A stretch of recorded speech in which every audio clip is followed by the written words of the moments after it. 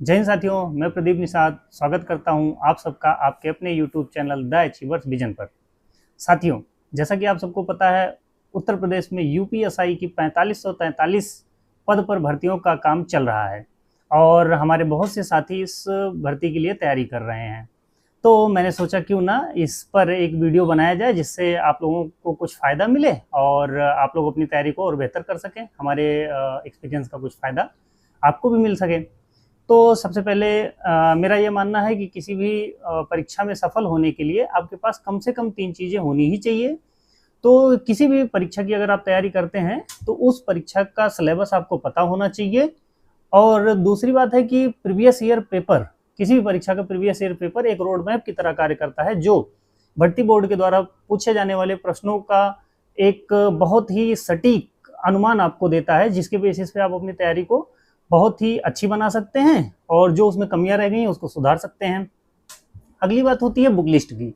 तो बिना एक अच्छे रिसोर्स के और बुक लिस्ट के आप किसी भी एग्जाम को क्वालिफाई करने में बहुत ही कठिनाई महसूस करेंगे।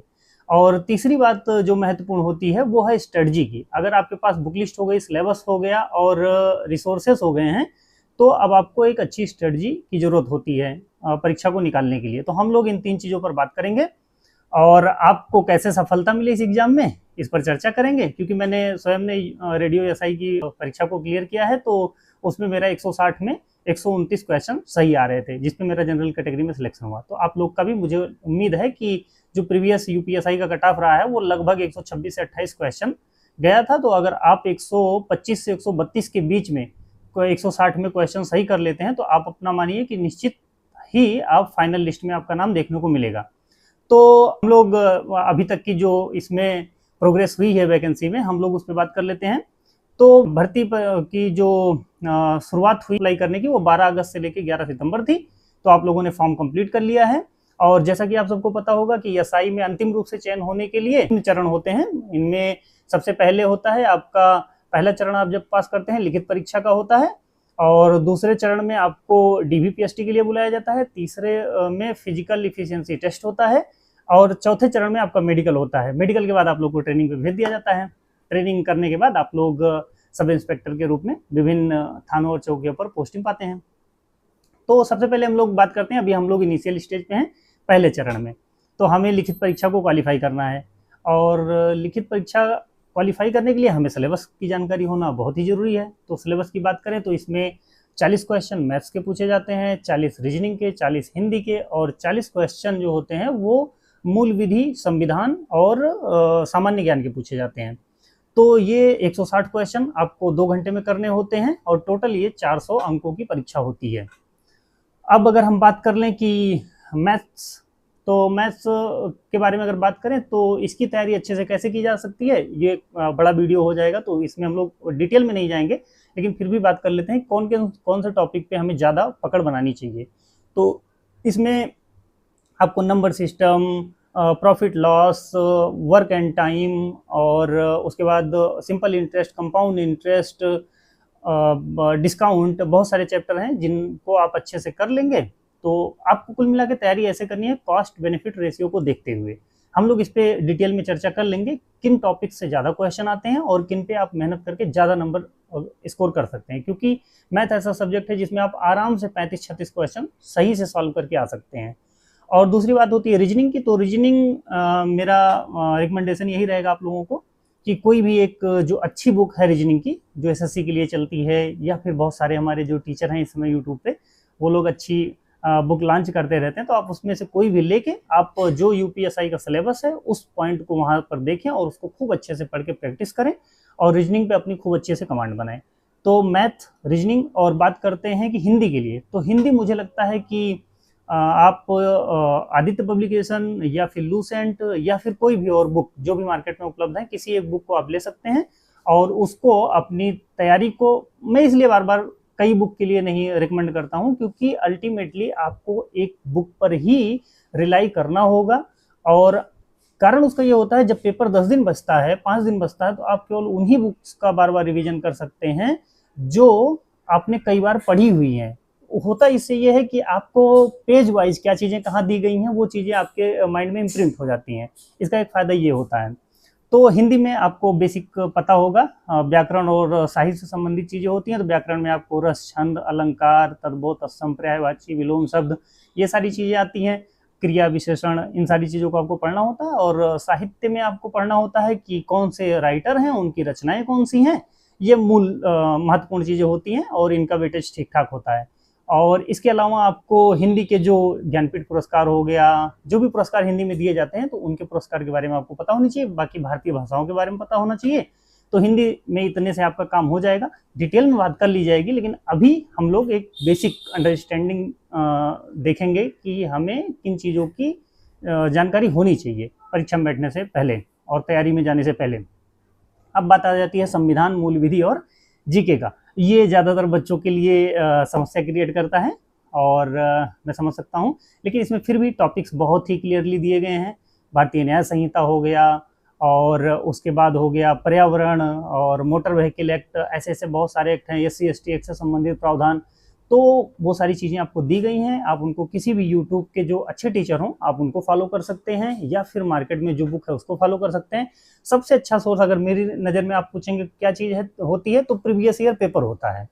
प्रीवियस ईयर पेपर के थ्रू आप जीएस को बहुत अच्छे से उस पर कमांड बना सकते हैं। मूल विधि के बहुत सारे क्वेश्चन आपको वहाँ से देखने को मिल जाएंगे, एक बहुत अच्छी अंडरस्टैंडिंग डेवलप। अच्छा हाँ, मैं आपको बता दूं, मैंने भी ये यूथ कंपटीशन टाइम्स का जो आता है, ये मैंने प्रीवियस ईयर क्वेश्चन पेपर इसको सॉल्व किया था और इससे मुझे काफ़ी फ़ायदा मिला। आप लोग भी कर सकते हैं, कोई और भी कर सकते हैं। ऑनलाइन बहुत सारे टेस्ट सीरीज होते हैं, उनको आप फॉलो कर सकते हैं। इसका मैटर नहीं होता, मतलब ये है आप प्रीवियस ईयर क्वेश्चन करके जाइए।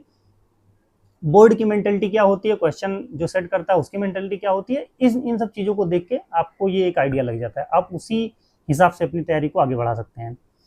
तो अब हम चारों सब्जेक्ट पे बात कर चुके हैं। मैथ बुक की बात कर लें, मैथ के लिए तो आप चाहे SD यादव, RS अग्रवाल, या फिर राकेश यादव सर, या अभिनय सर, जो भी मतलब XYZ जो भी टीचर आपको पसंद आ रहे हैं उनका बुक लीजिए। और बहुत सारे सोर्सेज से आप तब तक पढ़ते रहिए जब तक आपके पास समय है। जब परीक्षा नज़दीक आ जाए, 2-3 महीने बचे, तो आप सिर्फ एक बुक, जिनकी भी बुक आपने ले रखी है, वो बुक आप बार बार रिवाइज करिए, उसी के कॉन्सेप्ट को देखिए, और कहीं भी किसी चीज़ को मत सर्च करिए, ना यूट्यूब पे जाइए बहुत ज़्यादा, जो टॉपिक फंस रहा है उसी को देखिए। बाकी सिर्फ अपने बुक पे रिलाई करिए और उसी से आपका कल्याण होना है।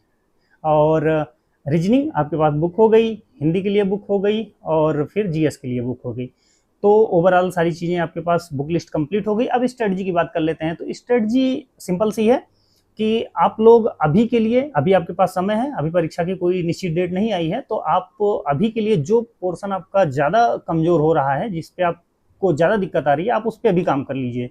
जैसे कुछ हमारे साथी होंगे जिनको मैथ्स में कुछ प्रॉब्लम आ रही है, या मैथ की कुछ टॉपिक पे प्रॉब्लम आती होगी, जैसे मेंसुरेशन बहुत लोग को नहीं आता है, तो आप ऐसे ऐसे टॉपिक को अभी चिन्हित करिए जो आपके लिए प्रॉब्लम क्रिएट कर रहे हैं।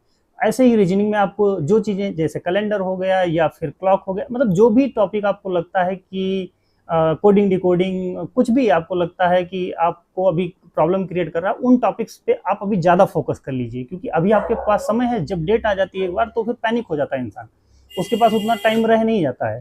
तो इसलिए जो चीज़ें आपको कठिन लगती हैं उनको अभी आप कर लीजिए, और जब एग्जाम का डेट आ जाए तो उसके बाद फिर सारी चीज़ों को स्मूथ वे में लेके चलिए, और ज़्यादा से ज़्यादा समय आप अपने पढ़ाई पे अभी के लिए दीजिए। तो मैं ये कहूँगा कि आप अभी के लिए सेगमेंट, बहुत लोग कहते हैं रोज चारों सब्जेक्ट पढ़िए, मेरा ऐसा कुछ मानना नहीं है। मेरा मतलब है कि कुल मिला के आप पढ़ते रहिए, अच्छा करिए। आप अगर ये सोचते हैं कि मैं एक दिन में 2 सब्जेक्ट को अच्छे से कवर कर सकता हूँ, तो आप 3-3 घंटे 2 सब्जेक्ट को पढ़ लीजिए, कोई जरूरी नहीं है चारों सब्जेक्ट पढ़िए। लेकिन बस हाँ, कमांड अच्छा बनाइए सब्जेक्ट पे, और जो चीज़ें पढ़िए वो एकदम से आपको याद हो जाएं। आप भूल जाइए, कुछ दिन बाद सब लोग भूल जाते हैं, लेकिन जब आप उस टॉपिक को दोबारा देखें तो आपको चीज़ें रिकॉल हो जाएं, और आप उनके क्वेश्चन जो हैं उनको सॉल्व करते रहिए। एक चीज़ जरूर आप ध्यान रखिए, प्रीवियस ईयर क्वेश्चन पेपर जरूर सॉल्व करते रहिए, टेस्ट सीरीज जरूर करते रहिए, चाहे हफ्ते में एक ही पेपर करिए, लेकिन उसको करते रहिए, क्योंकि वही चीज़ें हैं जो आपको अल्टीमेटली कॉन्फिडेंस दिलाएंगी और सफल करवाएंगी।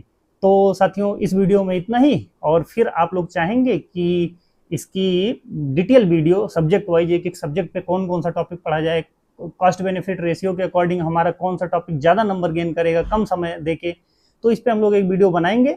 और मैं आपको हाँ एक चीज़ और बताना रह गया कि जैसे मैंने बताया कि मेरा 129 क्वेश्चन सही था 160 में, तो आप लोग को भी मुझे लगता है 130 के आसपास अगर आप कर रहे हैं तो फाइनल सिलेक्शन आपका हो रहा है, आप निश्चिंत रहिए।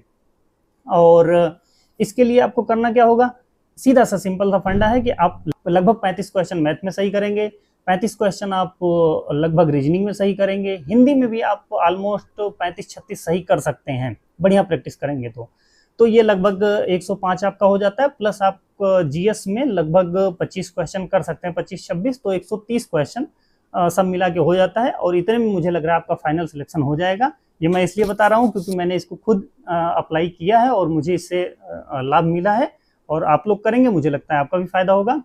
तो ठीक है, उम्मीद करते हैं आप लोगों की तैयारी बढ़िया चलेगी। जब भी अगर आपको कोई दिक्कत होती है आप लोग कमेंट बॉक्स में जरूर बताएं कि किस चीज़ में आपको प्रॉब्लम हो रही है और किस चीज़ पे अगला वीडियो बनाना चाहिए। और आप लोग हाँ, चैनल को सब्सक्राइब कर दिया करें और अपने दोस्तों के साथ शेयर करिए जिससे थोड़ा मोटिवेशन मिले। जय हिंद, जय भारत, थैंक यू।